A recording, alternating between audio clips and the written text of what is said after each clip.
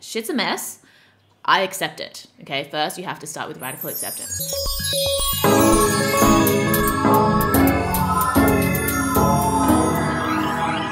Hi, welcome back to Friend Crush. I'm your host, Amber Killer. This is my podcast where I talk about stuff and things, cute, chaotic, and critical thinking.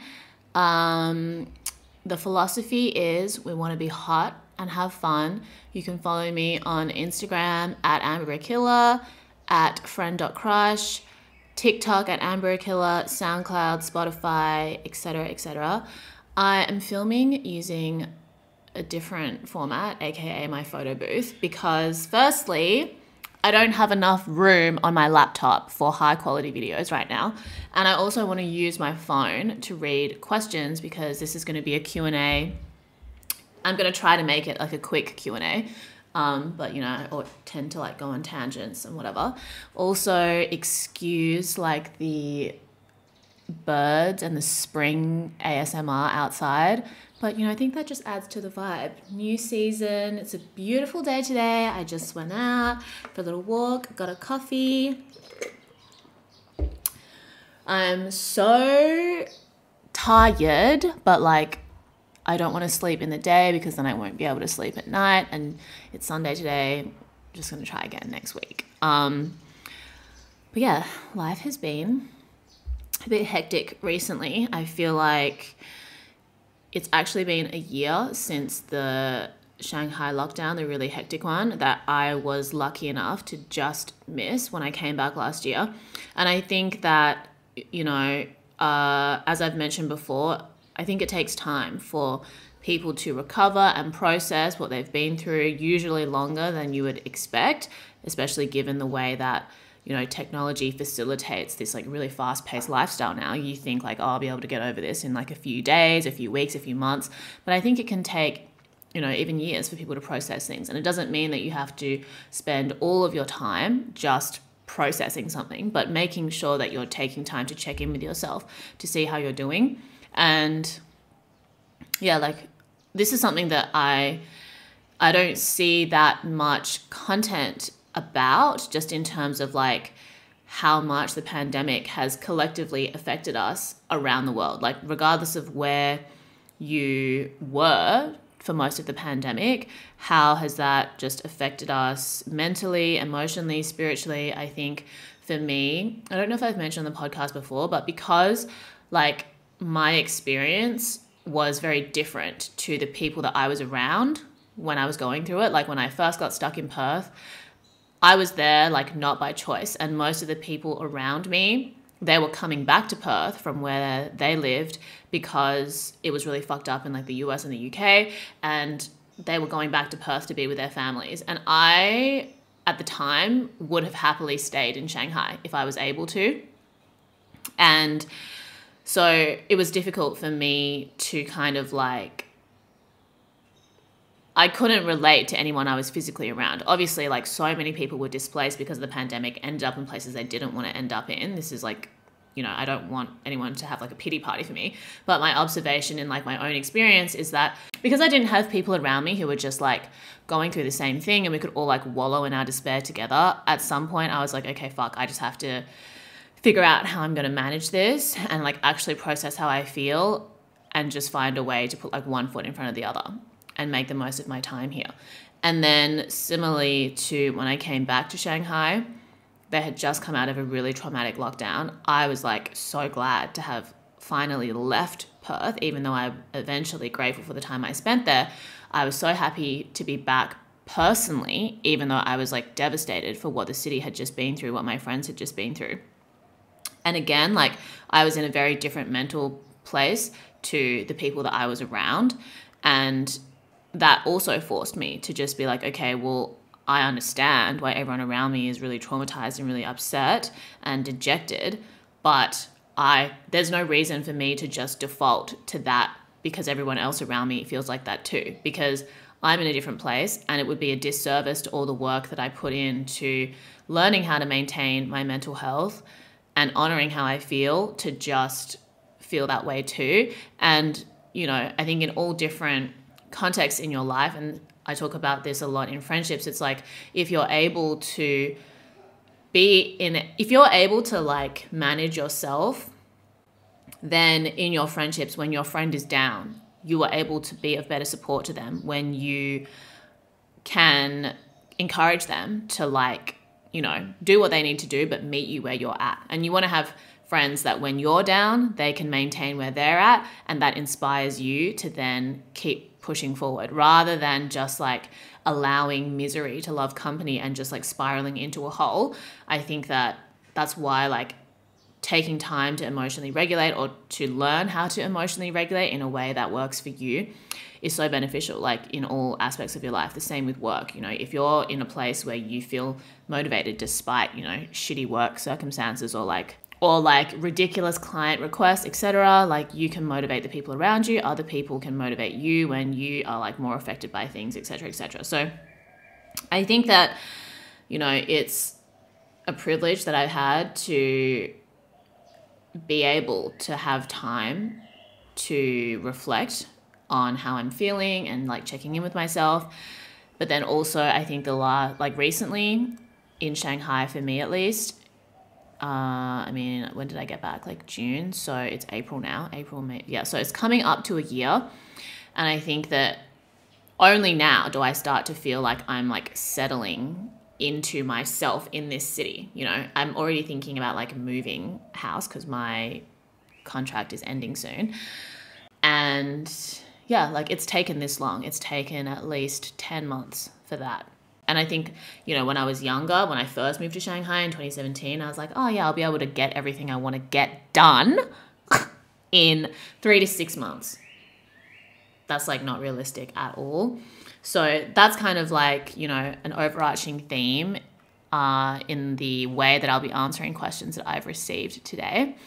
Being able to like be patient, be self-compassionate, keep just doing your best. You know, one of the 4 agreements is do your best. Be true to your word. Don't make assumptions. Do your best. And I always forget one of them when I'm trying to recite them. Don't take anything personally. Probably the hardest one. Actually, no, they're all very difficult. Yeah. Be true to your word. Don't take things personally. Don't make assumptions, and always do your best, okay? When you remind yourself of these things, when you're experiencing challenges, I think that's what allows you to keep it pushing, instead of just like diving off that emotional cliff into a spiral, which, you know, I don't blame you for wanting to do. I've been there. Okay, so I hope everyone's doing well. Thank you for tuning in. Let's get started. Question number 1. I'm not sure if you've done something similar, but I'd like to hear your opinions on how to maintain healthy habits, work ethic, and discipline in general. I've read Atomic Habits and a bunch of self-help stuff, but never seem to be able to make it a part of who I am. I want to be disciplined and have a routine, but it never seems to work out. Is this a sign of a lack of integrity? I don't know. Could be interesting to discuss. Okay, so I think that the thing about, like, everyone's personality is different. Everyone's lifestyle is different. Everyone's needs are different. But I think a general principle is like having some kind of ritual in your life is going to help anchor you. And whatever that ritual is, it can change at different stages of your life, but you need to take some time to figure out what works for you. So that's what I worked on a lot when I was in Australia and I was stuck there. I was in such a fucked mental place that I was like, okay, you know what? Whatever it takes to get me out of this, I'm going to try. Things that I previously was averse to trying, I'm now open to. You know, I'm just going to see, because there's a reason why it keeps coming up. Like, maybe you should journal, maybe you meditate, maybe you exercise regularly, watch your diet, blah, blah, blah. Like all those things that I had half-assed before, never fully implemented. I was like, okay, we're going to try. So one thing that I did was I had this like habit tracker chart that my friend sent me. So I have like the month, write in the dates, write down the different things. You know, I tried to do it for March and I only did 2 days.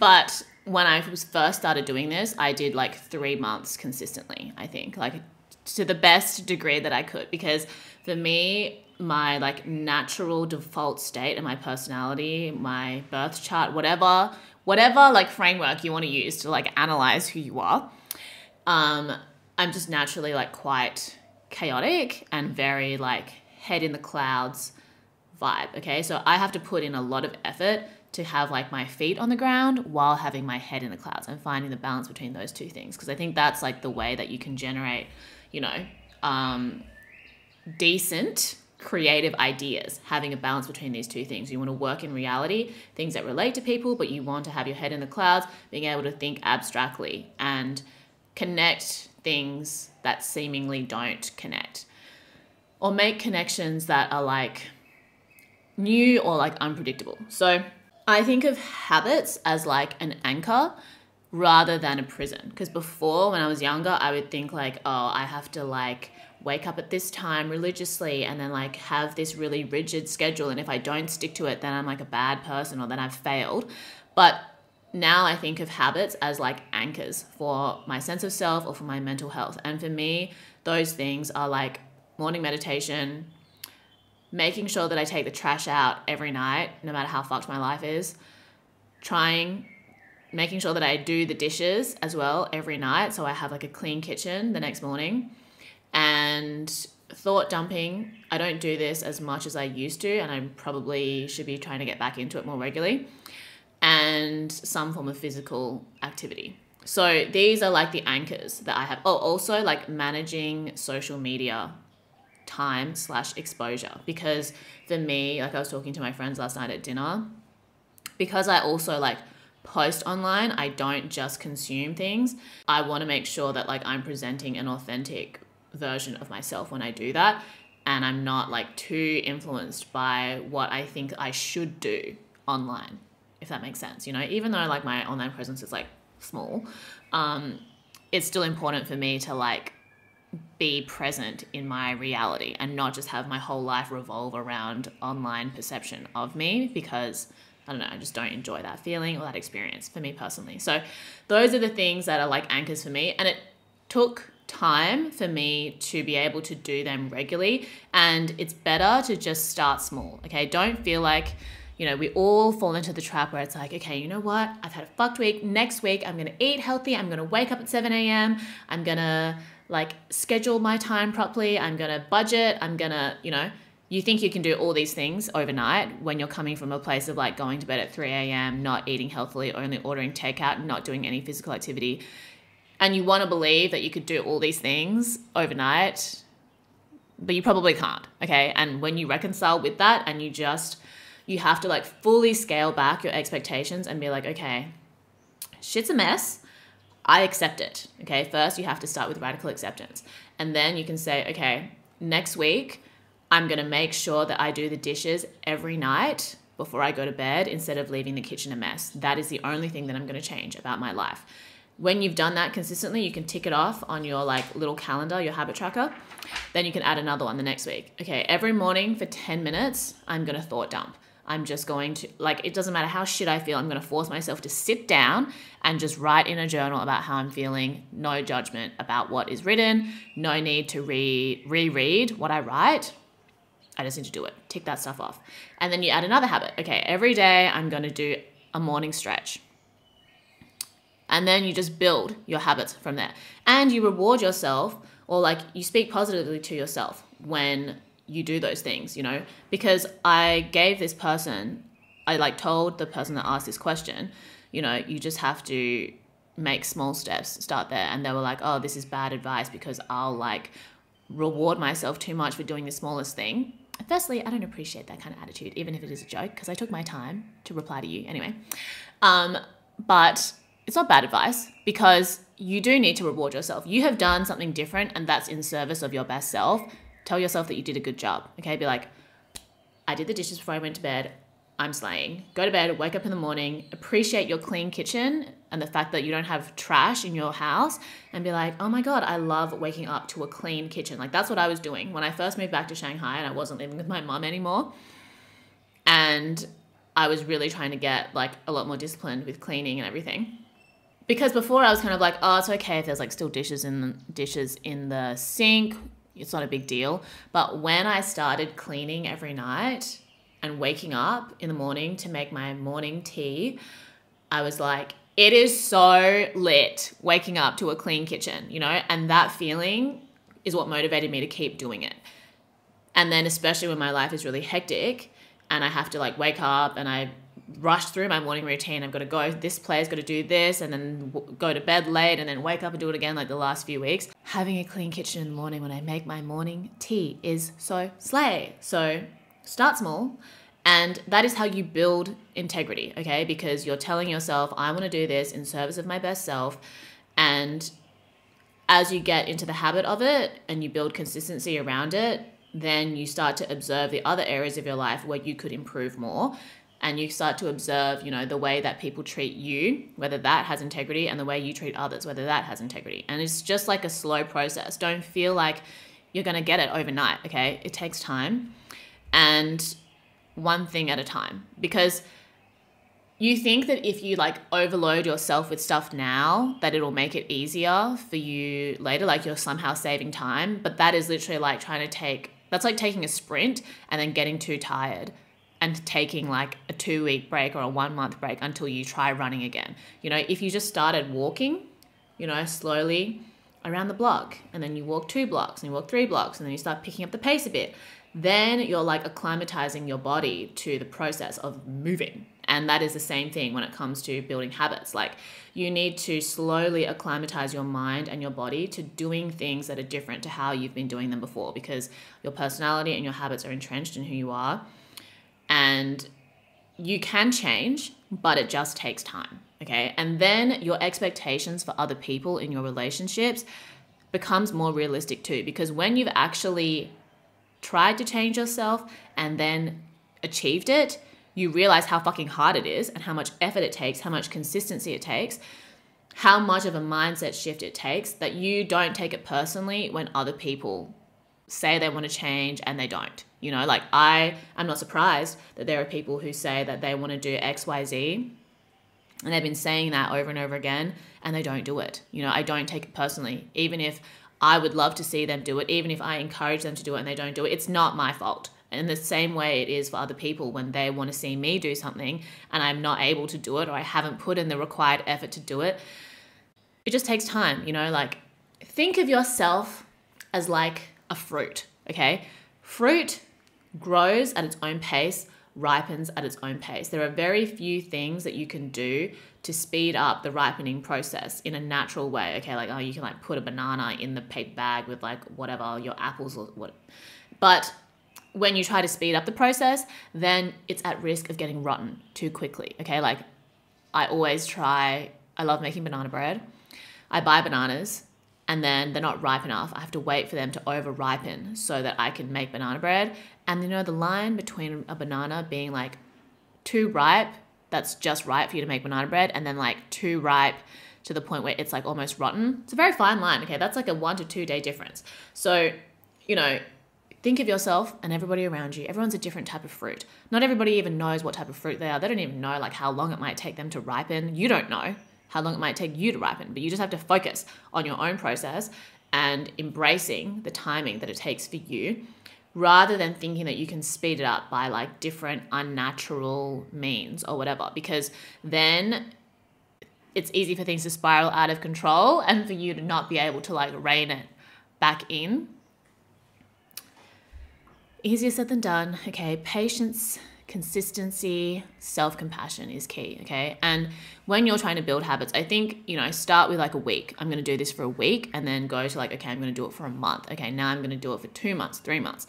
And then see how you feel after a year. Like it really took me like minimum a year to really build habits so that I felt like I had to do them in order to function, you know? Before, when you first start, it's like, oh, it doesn't really matter if I do it or I don't do it. I don't feel the impact yet. But when you've done it for a month, 3 months, a year, you're like, okay, I can actually feel the difference between who I am now and who I was back then. And I think this is a really huge thing when it comes to social media time management. Like when you first start trying to cut back on your social media time, you're like, I'm not going to scroll for another hour. It's not a big deal. But when you are like more disciplined, like saying, okay, in the morning, no doom scrolling. Wake up, phone's in the other room. And like when I wake up, my phone is going to be in the other room. I'm not going to sleep with my phone in my room. Even just starting with that, when you've done that consistently for a week or a month, you realize how much clearer like your head is when you wake up in the morning and before you go to sleep. Like now when I do scroll on the couch before putting my phone away and then going into my room, it's much harder for me to fall asleep than if I had just not doom scrolled, you know? But you're so used to doom scrolling before you go to sleep, you don't realize, you normalize how hard it is to fall asleep. And you need to be consistent in like creating those boundaries with yourself so that you can feel the difference. Because you've normalized, like wherever you're at now, you've acclimatized to that. People are the way they are because to a degree it works for them. Even if it's to like their detriment and the detriment to who they wish they were, they're still alive. So there's no reason for them to necessarily think that they have to change yet until they've like made those decisions for themselves. So yeah. First question, habits. Don't give up. Okay, next question. I actually received a few questions that were similar sentiment. So I'm just going to read the question that was most well structured. Okay, so hi Amber, before I start, I just want to say how life-changing your podcast is. I want you to know you've changed my life and I'm so thankful I came across your TikTok in this era of my life. Thank you. Thank you for sharing your experiences and yourself to us. Plus, if you ever need a break, don't feel bad for taking time. Very sweet. Context, I'm the eldest of three, 22 years old. That is so young. 22 is so young. I just want to reiterate that, okay? 22 is so young. I didn't move to Shanghai until I graduated from my law degree and my arts degree, and I was 23 at the time. So 22 is very young. 22 years old, broke, living with my immigrant, religious African parents. I'm at a point in transition where I feel like I know what I want to do, creative direction, film directing, but I feel like because I'm stuck at home and I don't know the order of steps I should take to achieve my goals, it's preventing me from even starting. I can either get a full-time job I hate to save money and move out, downside, no instant gratification of being able to pursue my passions. 2, stay at home, be broke, and pay rent with my mental health while pursuing opportunities that could possibly grow into real gigs. My questions are, 1, how can I alleviate my need for instant gratification if I decide to move out first? 2, how does one keep themselves from hating their life while working a job they hate? 3, in your opinion, which would be the option that would offer me the most growth? You don't have to answer all of them. Any insights would be helpful. Thank you again. Okay, so let's start with you're young, you think you have an idea of what you want to do, you don't know what the steps are, and it's like so overwhelming to figure that out. Firstly, you have more time than you realize to figure out what you want to do, because at different stages of your life, I think like what you want is going to change. And I feel like the way that we're made to think of what is normal or what's like, I don't know, conventional, or what makes you a good person or what makes you a successful person is already knowing what you want at a really young age, or knowing all the time what it is you want, or like doing the things that people consider the most normal. But that's not really like what life is about. I think what life is about is what brings you a sense of satisfaction, what makes you feel authentic, and what makes you feel like you're making progress for yourself, okay? Other people's validation is important too, because you're a human being, you're a social animal, you want approval from others. But when you place other people's approval or the idea of what other people will approve of above what you approve of for yourself, that is when you get into, you know, existential crisis mode. And you can constantly oscillate between these states, you know, which is something that happens to me. And I think for me, like my journey so far has been a lot of stopping and starting with my creative work and just my career and life in general. And I'm sure everybody relates to this now, especially because of the pandemic. That was like a collective, you know, traumatic experience where everybody in the world basically was affected by the pandemic in some way, whether that's positive or negative or somewhere in between or like a mixture of both. You know, I think what I realized in that time is that there are so many things that you can't predict for. And the idea that things are just one step after the other and that everything is linear and that, you know, you finish your degree, then you get a job and then you're like good at your job and then you change to another thing and then, or like you have these friends and you have these friends forever. Like the certainty of those things that we felt before the pandemic was an illusion in and of itself, because what happened with the pandemic is it was an unpredictable force majeure event that gave us an opportunity, whether you took the opportunity or not, whether people took the opportunity or not, to realize that the certainty that we felt that we had before was just an illusion. There are things that are forces out of your control, out of your ability to perceive, that are going to come and like fuck up your life or bless your life, okay? Whether it's the pandemic or some other situation, I think just allowing the space in your mind when you're feeling overwhelmed with the unknown or with what you want to do next, realizing that you don't need to know everything right now. You just need to figure out where you can start. So I think that realizing that everybody's journey is different. Like I said, everyone's a fruit. Everyone ripens at different stages. Everyone turns rotten in different ways. There's a point in which you're like putting in effort, you're doing your best, and you reach a point where it's like putting in more effort by like stressing about something or like trying to control things you can't control just becomes detrimental to you. You know, you want to do your best in the things that you can actually manage, that you can have an impact on, and then the other things you just need to let go of. You need to practice letting go. The desire to attach to outcomes, the desire to want to control things that you can't, that's normal. But then when that desire comes up, you observe it and then you try to figure out how you can pull back. And that is really difficult to do. And you will go through things in your life that you never predicted, never expected. And I think something that I've changed my attitude towards a lot was like before I would really try to think like there is a silver lining. Like if you look hard enough, you can find one. And now I'm like, it's okay for things to just be fucked up. You don't know why it happened. You don't feel good about it. You just have to let yourself not feel good about it. You have to take, you know, move forward the best that you can. And you'll look back on that time and you'll see that, you know, you appreciated the lesson or it led you in a direction that got you to where you are next. And that awareness, that intentionality and the self-compassion that you have with that is what allows you to live more authentically, is what allows you to practice integrity. Because if you get too caught up on thinking about like what is or isn't fair, what is good versus what's bad, that will paralyze you in your ability to move forward. Tangent. Anyway, so when I replied like in DM to this person, I said that like, you know, the TLDR is that what they've described in terms of, okay, do I stay at home, get a full-time job and suffer? Or do I, you know, take a risk and have no money, but potentially be able to pursue like what I want to pursue? Those two things are actually like opposite ends of an extreme spectrum, okay? It's not one or the other. Your life is very rarely one or the other. Like your brain tries to process reality or options in a one or the other way, but the way that you experience life in the end, it's somewhere in between, or it's like oscillating on this spectrum. You know, you might start at working full-time at home and suffering, but now you have money, now you have a sense of financial stability that you can start making steps towards your creative dream.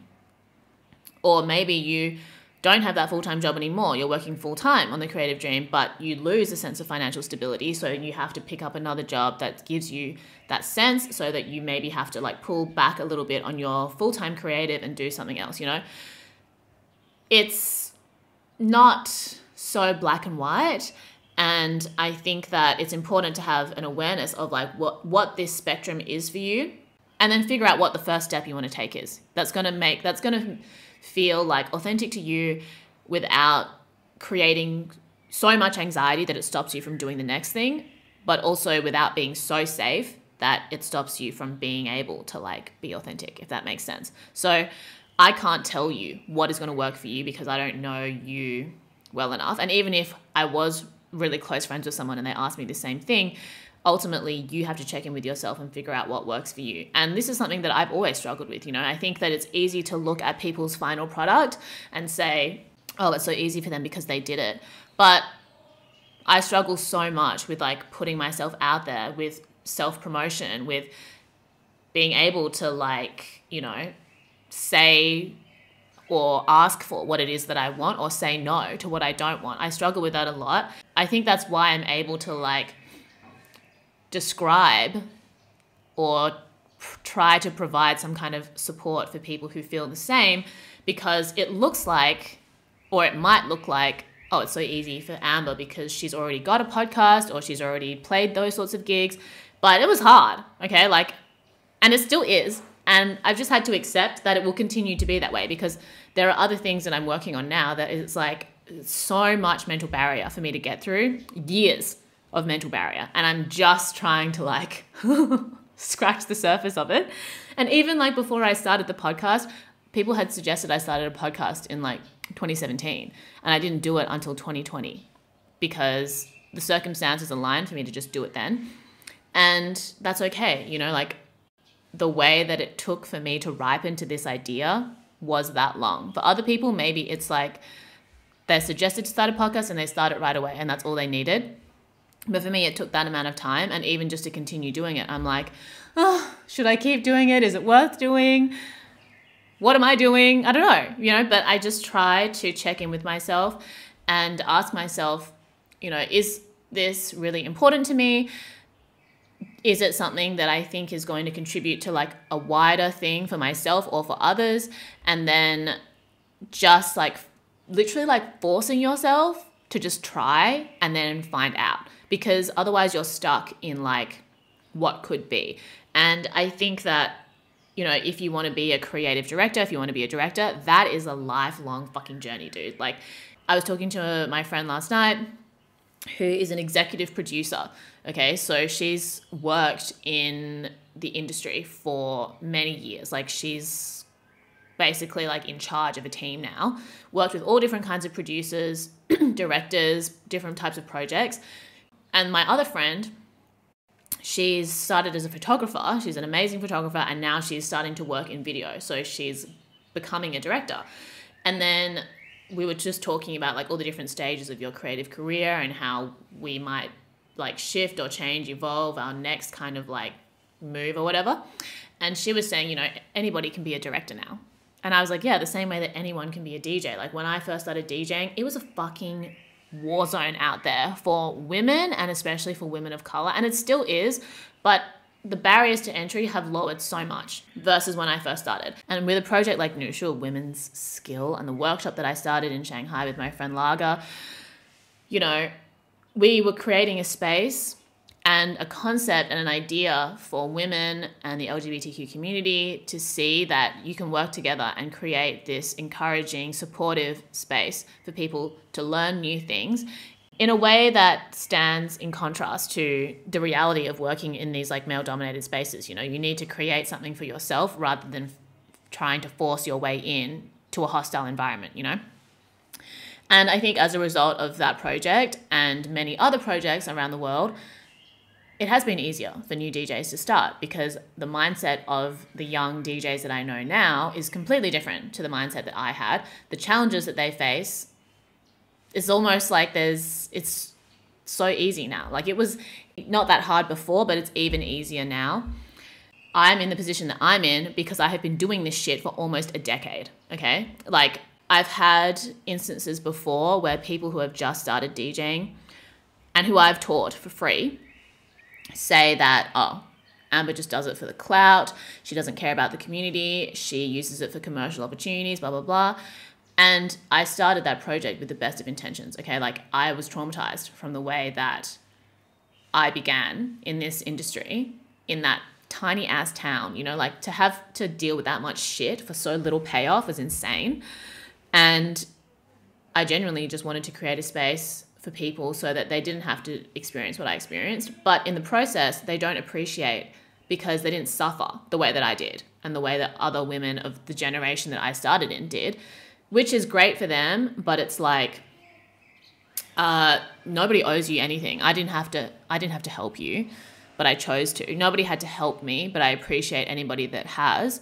And I think that for them, it's like, how can you compare yourself to me when I've been DJing at the time for like 6 to 8 years, and you've been DJing for 8 days, you know? So starting out and like becoming established is a very long journey. And the people that manage to break through, or the people that manage to succeed, are the people that just don't give up. Okay. Like that's kind of it. Because if you see the way that there are people out there who are calling themselves a director, calling themselves a DJ, calling themselves a photographer, blah, blah, blah. Even if, you know, maybe objectively the work is not that good, they've been in the game long enough, they haven't given up. That's why they're still around, because there are lots of people who started learning a few years ago when we were teaching, and they're no longer DJing anymore because they gave up. It's not my fault that they didn't continue to push themselves. You know, I can't do that for anybody else. Nobody else can do that for me. There have been plenty of times in my life where I've just wanted to give up, where I've needed to take a break, and there's nothing wrong with that. But nobody can compel me to start again but me. You know, people can say and encourage and wish and hope that you do, but whether I do or not is up to me. And whether someone does or doesn't pursue is up to them. So how you navigate that is important. And just giving it a go and being open to the feedback that you receive is important as well in any sort of career, but especially in the creative industry, because if you don't try, then you don't have enough information. You know, think of life as like a creative project, and especially your creative career as that too.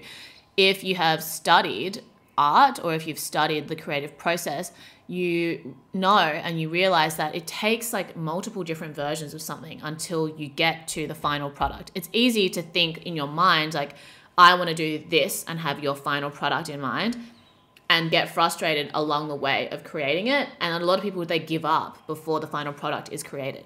Your taste is often like at a higher level than your skill set. And you have to be determined to fill in the gap between your taste and your skill set if you want to be successful, if you want to feel like accomplished in what you're doing. And it takes also feeling accomplished at each step so that you can motivate yourself to keep going. Like just recently with the new shoe project, I have poured my bussy and my soul and my blood and my sweat and my tears into that project. And I was organizing an event with a friend whose support I'm so grateful for. And day before the event, we got censored. Couldn't hold the event in the same way that we wanted to. A lot of people that we had involved weren't able to actually like execute what they had been working on and what they had been looking forward to. And it was actually so devastating for me to like disappoint those people. Even though what happened was out of my control, I had to reconcile with the fact that like, okay, I tried my best and I did as much preparation as I could, and the outcome was out of my control, but I'm glad that I tried, because now I know how I can navigate moving forward. It would have been great for it to just go off without a hitch and for everything to just like work out the way that I had intended. But you know, if you want to be successful in any field, if you want to consider yourself a good creative, you have to believe that you will always come up with a better idea, and that the information that you receive is going to help you figure that out. Because what are you going to do if you own, like, it's like you can't write a good essay if you only have one reference. You know, a good essay has multiple references. You're able to synthesize different points of view and come up with your own thesis, you know, and that's the same as your life. If you just copy one other person's path and think that there's only one way to live, your life is not going to be that interesting, and it's going to be very discouraging anytime it doesn't live up to that. But if you're looking at multiple different sources and you're taking all the different sources of information and then figuring out how that informs the decision that you make for yourself, rather than thinking, oh, I have to do what this other person has done. You know, you're like, okay, this is what this other person has done. What have they done that's relevant to what I want to do? And maybe there's like another person that's also relevant, and you figure out what works for you. Like that's also kind of what I'm trying to do with the podcast. I always say that it's not about me telling you what to do. It's about me trying to help you gain different kinds of perspective so that you can make the most informed choice for yourself, because that's what I'm trying to do too. Other people can give me their advice. Whether I take it or not is up to me, and vice versa. So I can't tell you like it's better for you to get a full-time job and stay home and suffer. It's better for you to just like dive off the edge of a cliff and pursue your creative goals full time. It's up to you, you know, and you will have the most fulfilling experience when you allow yourself to accept that like where you're at is where you're at and you're doing your best and you're moving forward. And that's really difficult because you're always exposed to other people's success and you feel like you have to be further along. But people who have like earned where they're at will not judge you for being in a place that's different to theirs. You know what I mean? It's the same thing as confidence. Truly confident people are not comparing themselves to other people when they walk into a room. Other people are identifying their confidence and then deciding how they interact with them. A confident person just is who they are and is comfortable in that. And they don't judge other people for not being as confident or being more confident or confident in a different way. And that is one of the hardest things to do as a person. And it gets harder and harder with the media that we're exposed to. But that's just how it is. You know, you have to take time to figure out who you are in spite of all the noise that you're surrounded by. So that's why I always advocate for things like meditation and thought dumping and taking a nice walk and, you know, spending time with yourself, because you are the person that is going to be with you forever, okay? Other people in your life come and go, whether physically or even like metaphorically, because everyone is changing and evolving as well. The people that I'm friends with now, that I was friends with like 5 years ago, we're different people to who we were. Like, even if the core of us is the same, it's like we live in a different place or we have a different job or our approach to life is slightly different. They've changed and I had no control over that. You know, maybe you influence it, but at the end of the day, like, you have to accept that you are the only thing that is consistent in your journey through life. You know, your relationship with yourself is the thing that you can't escape. You can try as much as you want, drinking, different addictions, distractions, relationships, friendships, work, but at some point you will have to face yourself, okay? So I try to microdose that, me personally. A little mental breakdown every now and then, existential crisis every other week. It helps, you know, so it's not like one major thing. I don't think that I can get rid of the difficulties and the challenges that come with being alive, but at least I'm better at managing them. Like that Nushu event that we tried to do, it was like overwhelmingly disappointing. I was so upset. I was like crying at home, crying on the phone, crying in the club with the like makeshift event that we tried to do. But, you know, I'm glad that I did it. I'm glad that I tried. And now the new challenge is figuring out whether I want to do it in a new form, whether I just want to let it go for now or forever. I don't know. But if I didn't try my best, I wouldn't have this information, okay? I needed to know that it's not going to be as viable in its original form or in the way that I wanted to do it now. And people might talk shit about me. They might, you know, judge me for it. But it was tough, but I don't feel bad that I tried. And people who like have been in similar positions that I've spoken to, they don't judge me for it. They respect the attempt that was made and they are supportive of whatever I try to do next, the same way that I would be of them, because we have a mutual understanding that this shit is difficult.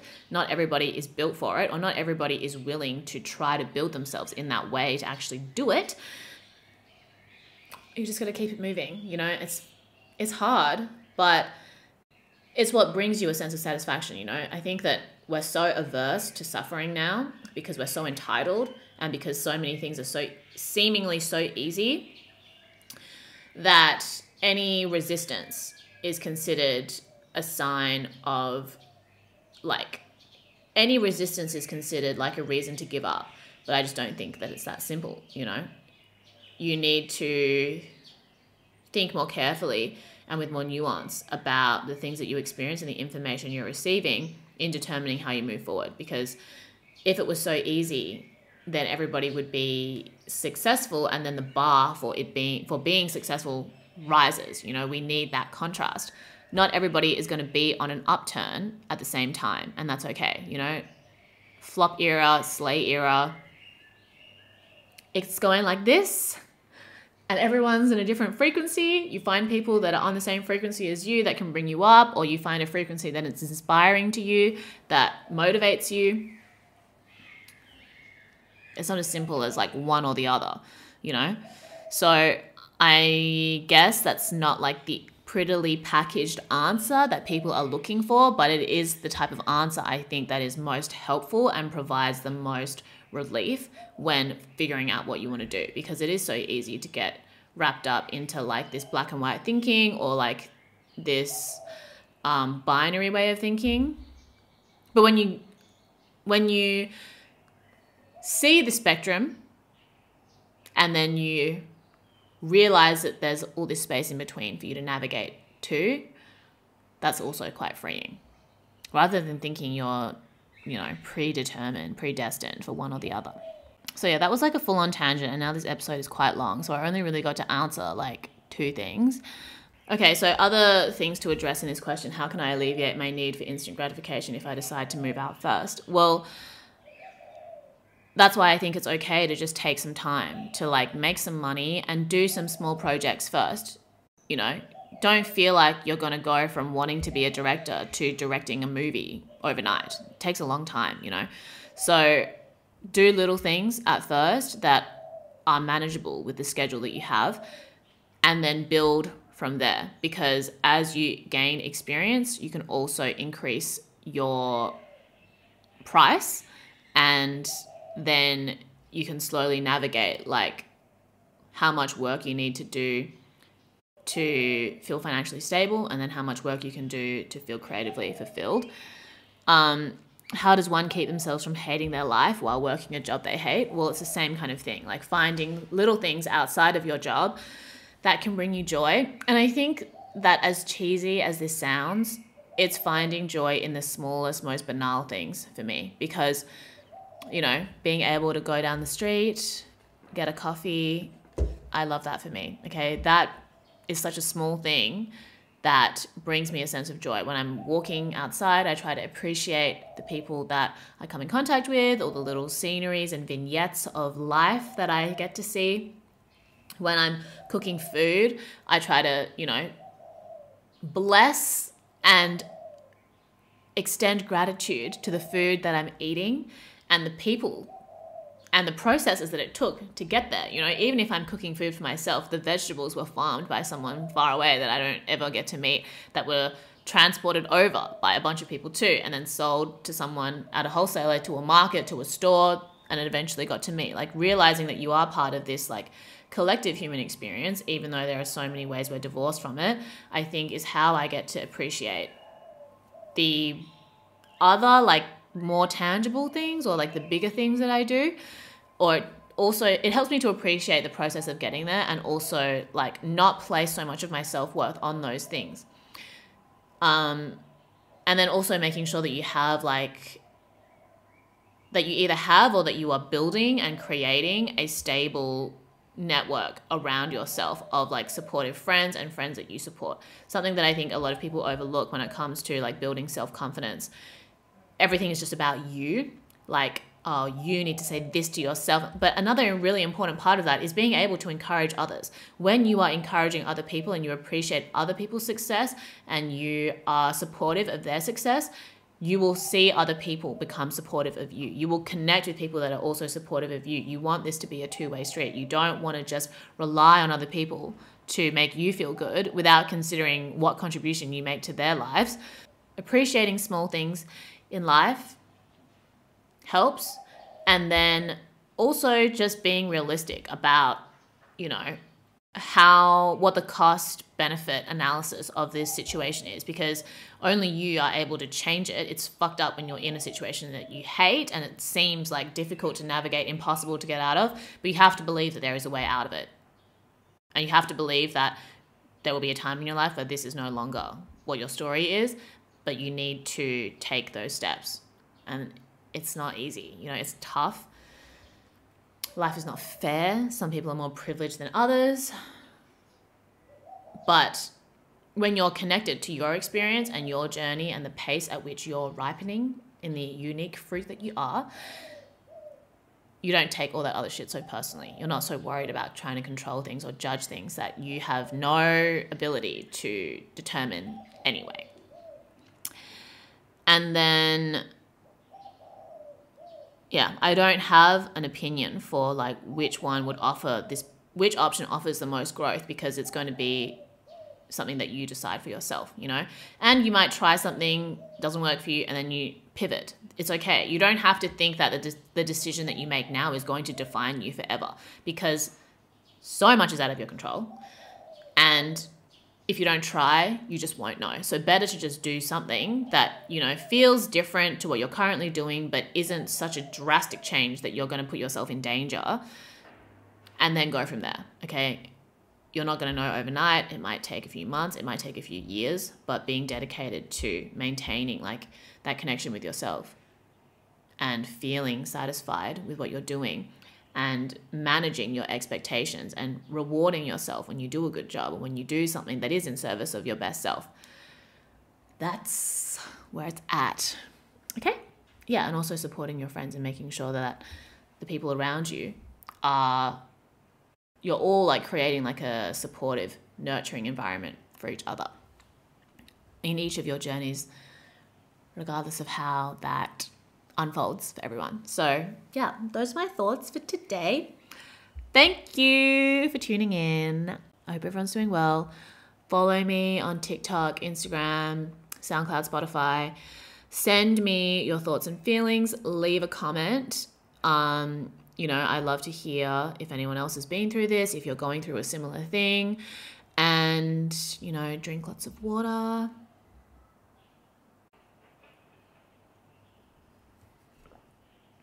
Tell your friends and family that you love them. Go be a better person. Stay hot and having fun. And I love you. I'll speak to you soon.